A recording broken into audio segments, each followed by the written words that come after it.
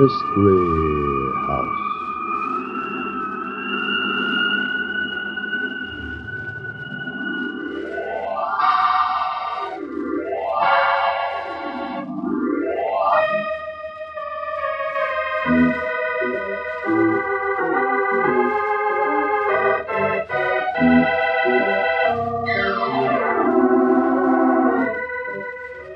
Mystery House, that strange publishing firm owned by Dan and Barbara Glenn, where each new novel is acted out by the Mystery House staff before it is accepted for publication.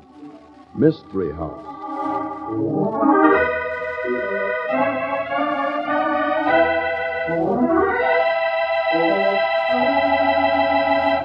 Okay, kids, you all have your parts for tonight's story. Let's see, what's the title, Barbie? It's called Vacation from Death. The story of what happens when a detective tries to take a vacation. Yeah, that's right. There are plenty of good characters, too. I hope you boys will make the most of your parts. I'll say there are good things in this script, Mr. Glenn.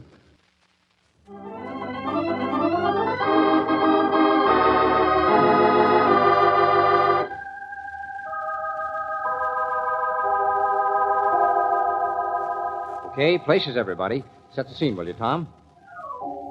Vacation from Death. Tonight's story opens in a boathouse. Skip Allen, the proprietor, is greeting Jeff Canfield, a customer he's apparently glad to see. Ah, you're late, Mr. Canfield.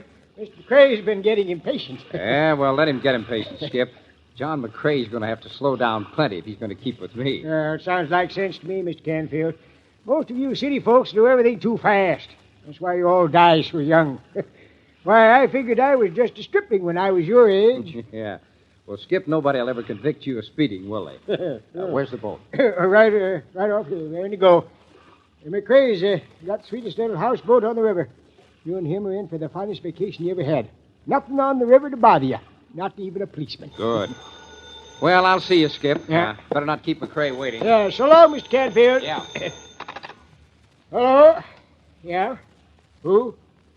Jeff Canfield? Yeah, just a minute. I can still catch him, I think. Hey, Mr. Canfield, telephone. Tell him I've left, Skip. Well, it sounds like it's important. You better answer. All right. Skip, you haven't got a telephone hooked up on that houseboat, have you? No, I'm afraid that's a little out of my line. Yeah, give me the darn phone. Yeah? Yeah, it's Canfield. What? Now, look, I gave you my answer on that before I left town. Yeah, I'm on a vacation. That's right.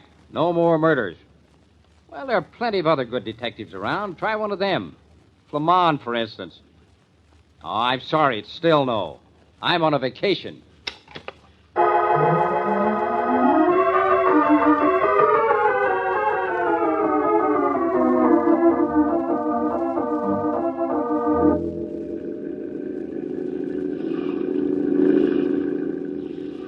Jeff, it doesn't take a detective to deduce that a houseboat is just about the most peaceful way to spend a vacation that man ever invented. Oh, well, you don't have to sell me, John. I'm happy. Just let me sit here on the deck and drink in the silence. We've just about started, but, peace, it's wonderful. Not even thinking about that telephone call you got on the dock? Maybe, but my hunch is that by the time we get to where this river empties into the Mississippi, you're going to be plenty bored with peace and quiet. Murder is in your blood, Jeff. Not this, baby. I've solved my last case. I've had all the death I can stomach. I hope you mean that. Huh? Wait a minute. You say that a little too vehemently. What have you got up your sleeve? Well, if you must know, the real reason I invited you on this trip was to persuade you to take charge of the protection of my plants. $1 million industry needs the smartest protective system available. The kind of a system you could set up.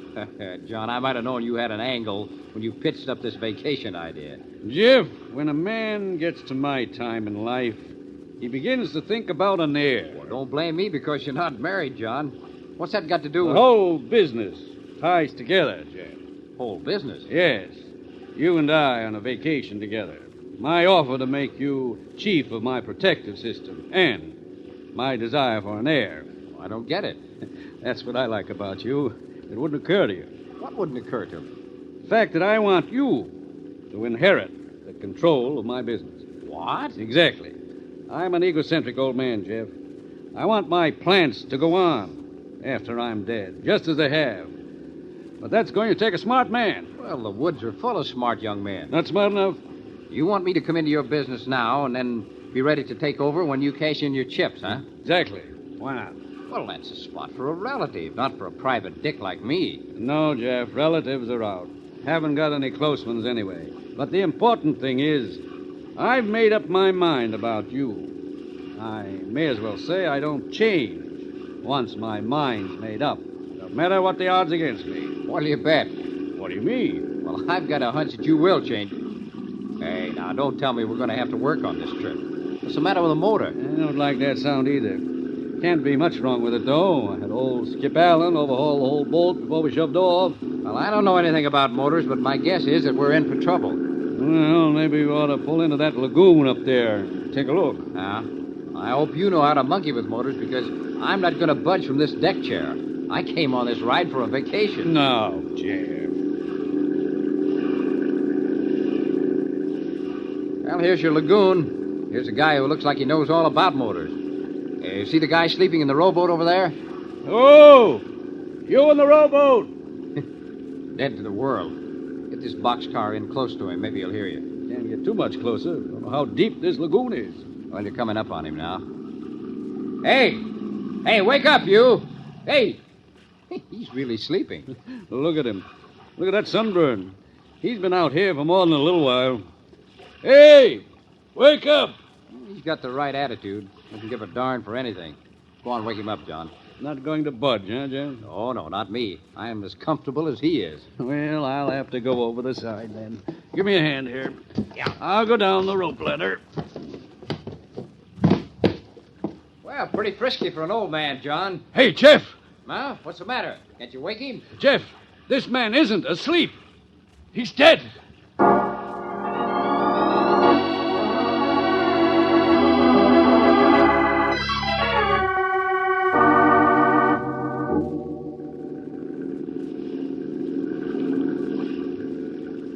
Good thing we hadn't gone too far from Skip Allen's landing. Here we are now. Good thing? What do you mean a good thing? Finding this guy dead's ruined my vacation. Hello, Skip! Skip Allen! Oh, what's the trouble out there? Skip, we're coming back in. Everything clear? Sure. What's the matter? Here, grab this line when I toss it to you.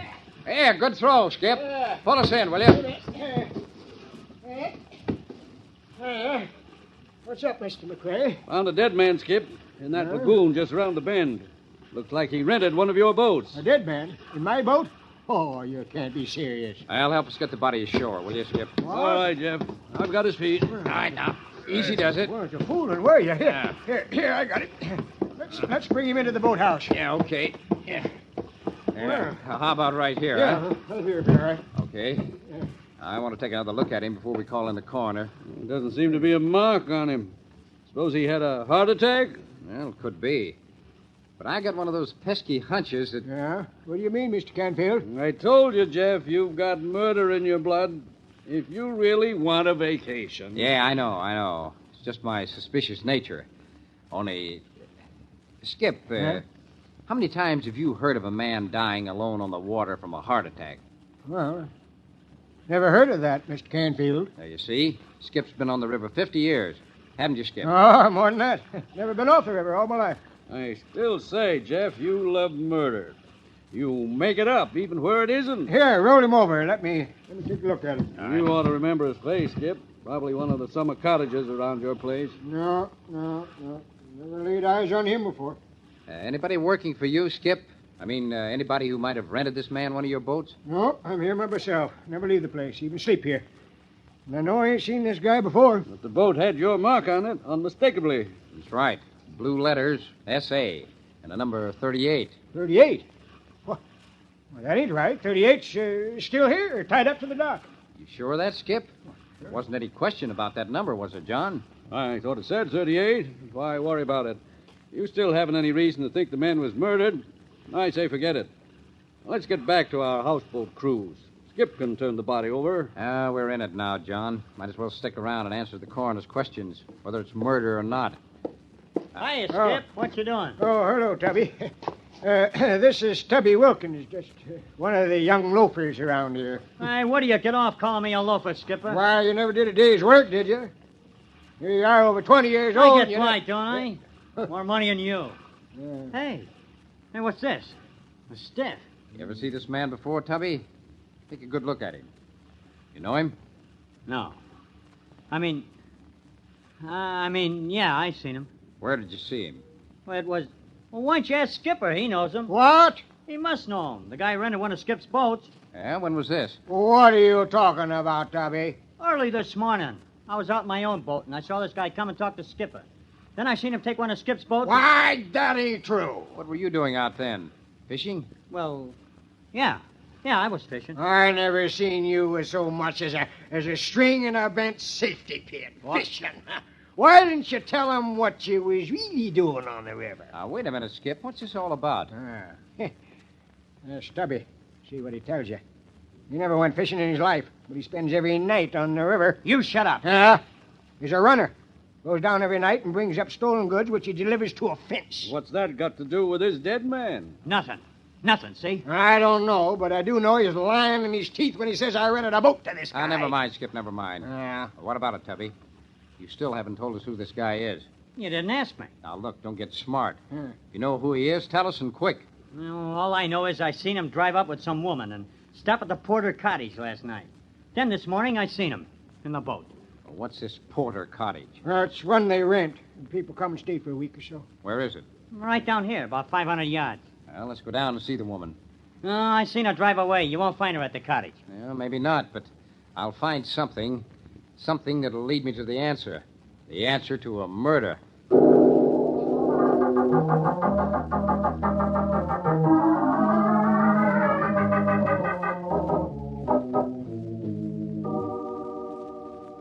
This the Porter place, Skip? Yeah, this is it. Looks as if nobody was here, all right. I'll take a look anyway. Yeah. While I'm doing that, you'd better run over and find out what you can from Mrs. Porter. She ought to know the name of anybody who rents her cottage. Oh, no, I don't know about that. Mostly these folks that want an overnight place, they just drive in and pay cash in advance. They don't have to keep no records that way. Mm-hmm. Well, see what you can find out anyway. I'll be here when you get back. Okay, Mr. Canfield.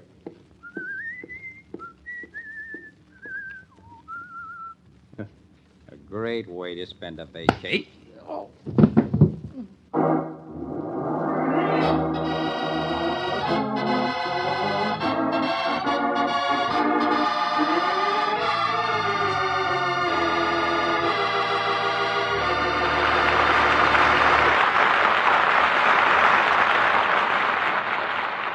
Yeah, some vacation. The quiet, peaceful houseboat cruise Jeff Canfield counted on was first interrupted when he and John McCrae found a dead man in a rowboat. And now this. It looks as if somebody else wanted Jeff to take a vacation, the permanent kind. But more about that later. In the meantime...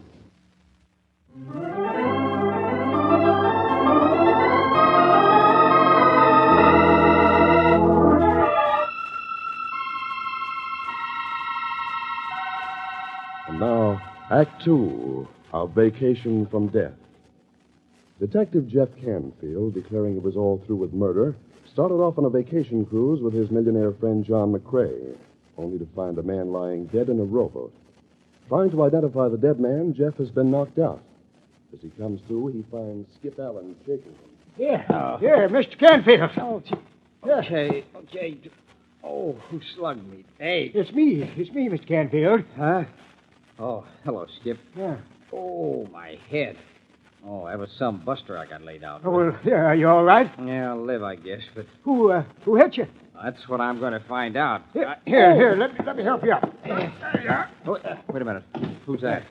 Well, what are you doing here? Who are you, anyway? Just a minute. Who are you? My name's Norton, and I'll thank you to get out of my cottage. Oh, she must be... Is it true that you and your husband rented this place last night from Mrs. Porter? Well, I don't see that that's any of your business. Now, will you leave, or will I have Just to... a minute. I don't know any excuse for breaking into a private cottage. When you've answered that telephone, perhaps I can explain. Hello? Oh, hello. No, just some unexpected callers. I don't know who they are. I'll get rid of them, all right. Sure. What? Tonight? Oh, but I thought... Oh, all right. Yes. Yes, you know I do. Later. Goodbye. Mrs. Norton, Now, what is it you want?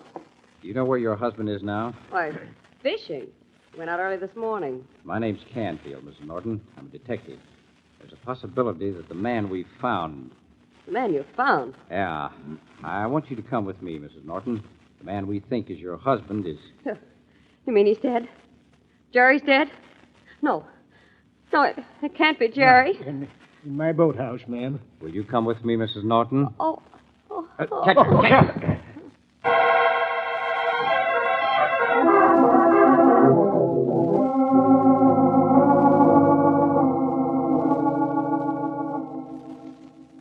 I'm sorry it had to be this way, Mrs. Norton, but he had no identification, nothing except his fishing equipment and this druggist box labeled salt tablets. Well, he always used them.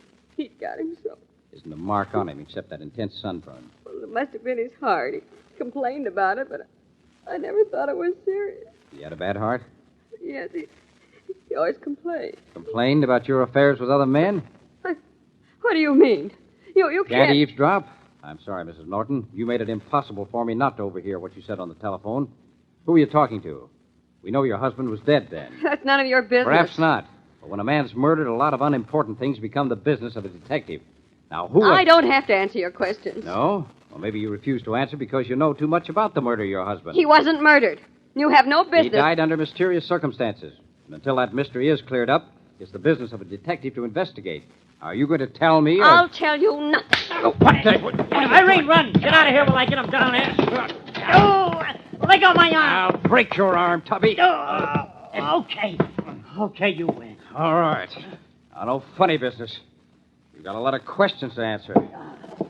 Lay off, Irene. That's all I care about. Irene. Yeah, Mrs. Norton. What's she to you, Tubby? You think I'm going to tell you? You're crazy. I want an answer, Tubby. Try and get one. All right, you ask for it. No.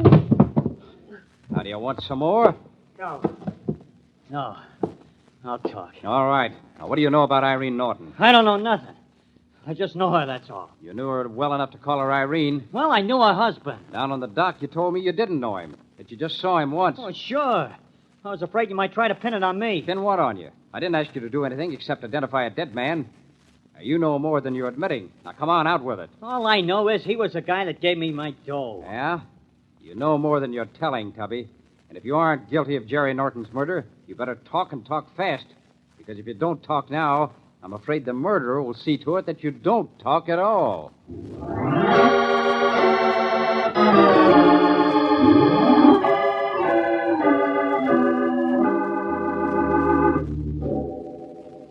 The houseboat's okay again, Jeff. Whatever was wrong with the motor's been taken care of by Skip, and we're all set to push off again. Not me, John. Huh? What do you mean? No, I've got a little unfinished business to attend to yet. You don't still have that crazy idea that Norton was murdered, do you? I do, and it's not crazy. But you yourself admitted that there wasn't a mark on his body, no evidence, no nothing. All right, call it a hunch. But I've got $1,000 that says I can prove it was murder. And that's a lot of money to put on a hunch, but if you're crazy enough to do it, I'll take you up on it, providing you don't take too long to prove it. I'm still taking that vacation trip, remember? And I'll take it with you in 1 hour. What? Yeah. I'll call everybody together in 1 hour. Skip Allen, Tubby, and Irene Norton. And I'll have my murderer then with proof. I still say you're crazy. I'll be waiting on my houseboat for you and your $1,000. It'll give me something to spend on my vacation.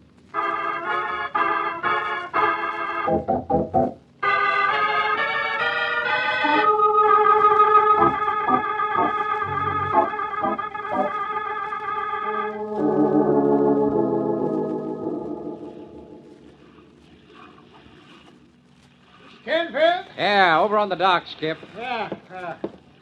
Here we are. Here's Tubby.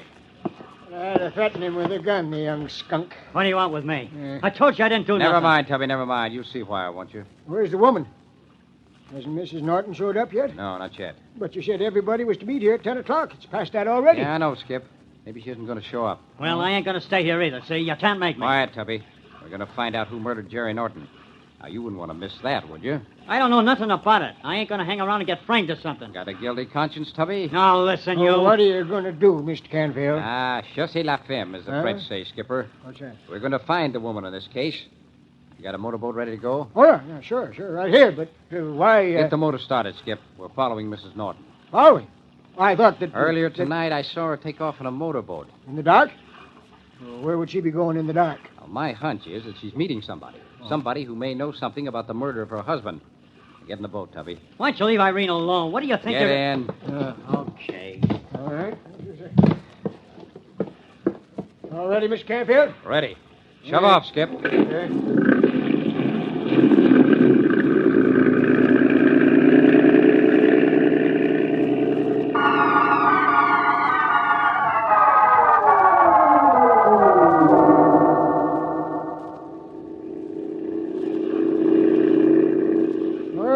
Seen hiding her hair of her boat yet, Mr. Canfield. Yeah, and the moonlight's bright enough so you could pick out a piece of driftwood on the river. Just keep on down the river, Skip. I have a hunch that we'll be seeing something very shortly. Yeah, over there. What do you mean? I don't see no motorboat, just old John McCrae's houseboat. Maybe. Head over toward it. Oh, okay, if you say so.